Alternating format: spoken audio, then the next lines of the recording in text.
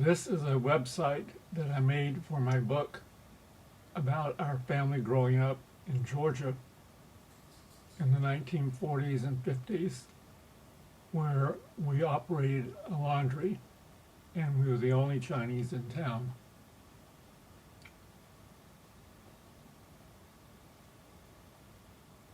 This website is going to be retired and I don't have time to recreate it, so I'm trying to see if I can make a recording of it that captures the essence of the website.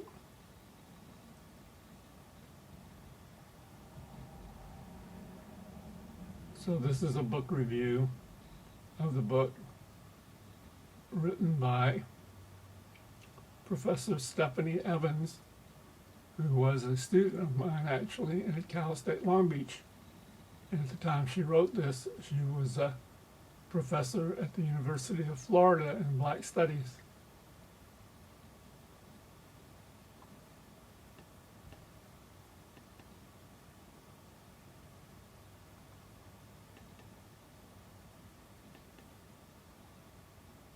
Daniel Bronstein from Augusta was doing his doctoral dissertation at the State University of Georgia State University in Atlanta, and interviewed me because he was doing his thesis on Chinese in Atlanta, Augusta, and Savannah. And so in return, he wrote a book review about Southern fried rice.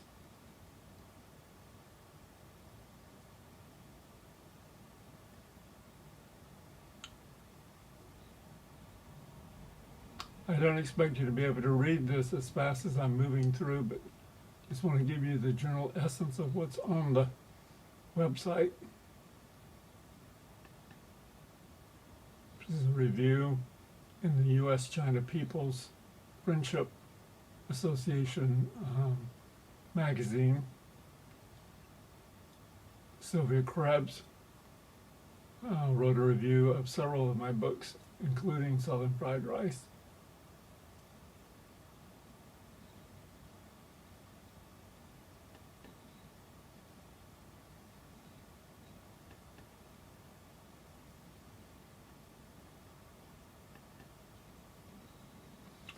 I've created a site where I recorded some of the reactions or reviews, comments of readers of the book.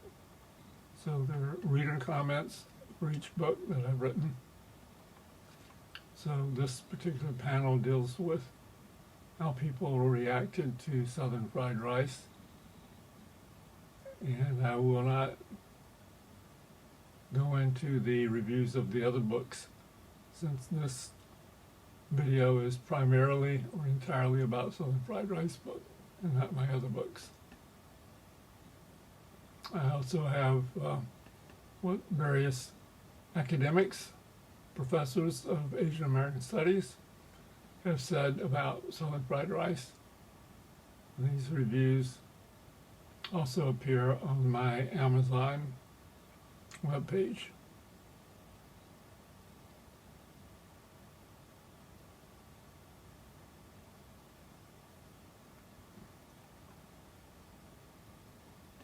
And in addition, I also collected some reviews and comments from audience members who showed up at some of the several talks, maybe a dozen or so, that I've given about Southern fried rice around the country.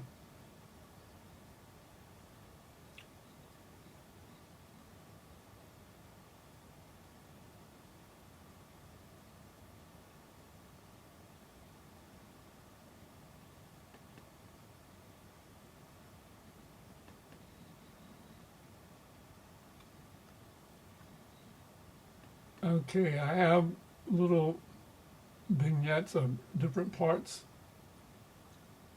of the book.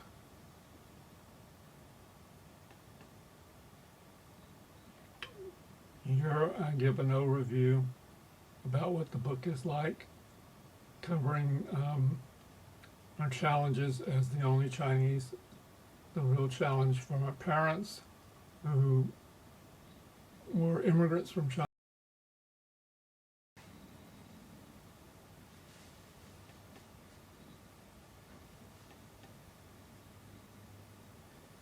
So the book starts out with an explanation about my father immigrating to the United States and opening a laundry in the Deep South in Macon, Georgia. Continue with some more detailed description of the life of my mother, who had to raise a family, 4 children, and also help out in the laundry. And even though she had never been in the South and didn't know the language or the customs at all, it was a very difficult and isolating life for her.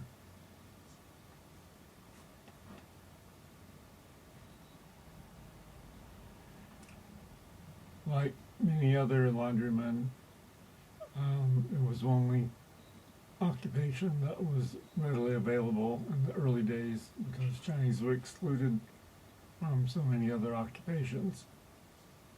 Our laundry, located in the heart of downtown Macon, Georgia, where we were the only Chinese, this was the laundry where we lived in downtown. Discovered later that that very same building right there had been occupied by Chinese running up that very same laundry as early as 1885. However, by 2004, the entire block had been demolished and reduced to a parking lot and eventually to a parking structure.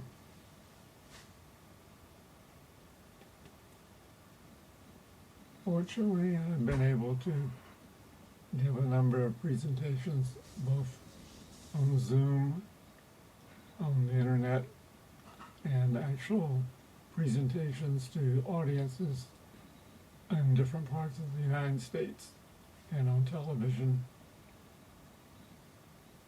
And the audience responses have been very good to learning about our life in South.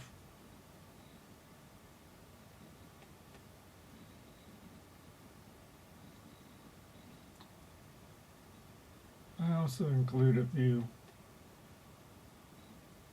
blog posts about things I learned about my hometown and about other aspects of growing up in the South during the Jung era that I did not include in the original book.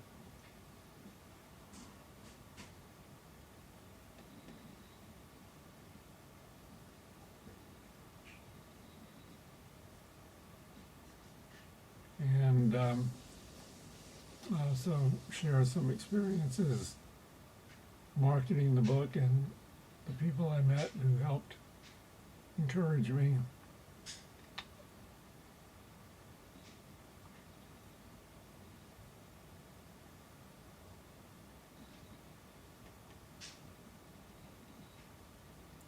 Here are a few family photos. On the left is my father in the middle, and my uncle. On the right-hand side, he had a laundry in Atlanta.